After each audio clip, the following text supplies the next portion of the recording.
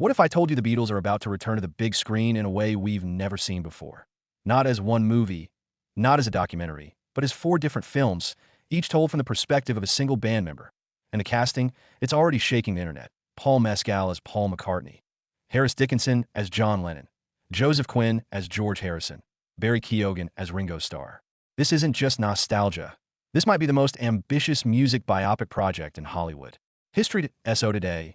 Let's break down what's really happening, why fans are divided, and why this Beatles cinematic universe could change music movies forever. To hear something wild.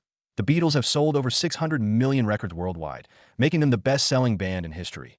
Their songs still generate millions of streams daily, decades after their breakup. And now, in 2028, four separate films about them will hit theaters. Each from a personal point of view, that's something no major biopic has ever attempted on this scale. But here's the controversy. Some fans are excited. Others are furious. People are questioning the casting, the storytelling approach, and whether modern Hollywood can truly capture the magic of the Beatles era. Can four modern actors really portray four legendary icons? Will these films feel authentic, or just another nostalgic cash grab? Let's start with how the reveal happened. Students at the Liverpool Institute for Performing Arts, founded by Paul McCartney himself, started finding mysterious postcards hidden around the school. Each postcard revealed a cast member playing one of the Beatles. Imagine being a student at a school created by a Beatle and suddenly discovering a postcard teasing a massive Beatles movie event. That's not just marketing. That's emotional storytelling rooted in legacy. And the casting choices are fascinating. Paul Mescal, known for emotional performances, is stepping into McCartney's shoes, possibly bringing vulnerability and depth to the story of the band's melodic genius. Harris Dickinson as John Lennon could explore Lennon's complex personality, activism, and inner struggles. Joseph Quinn, famous for his intense screen presence, might bring George Harrison's quiet spirituality and creative tension to life. And Barry Keoghan as Ringo Starr. He was already spotted with a Beatles-style mop top, sending fans into a frenzy.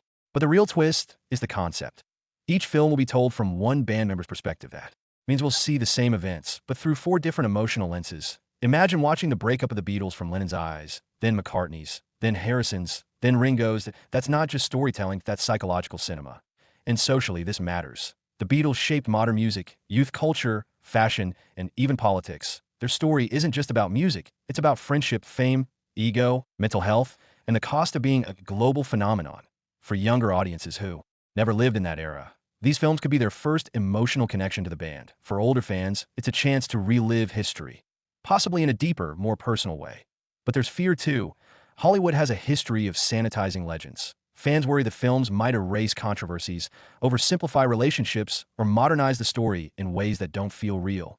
And that tension between nostalgia and modern storytelling is exactly what makes this project so powerful. So, will the Beatles, a four-film cinematic event, be a masterpiece or a mess? We won't know until 2028, but one thing is clear.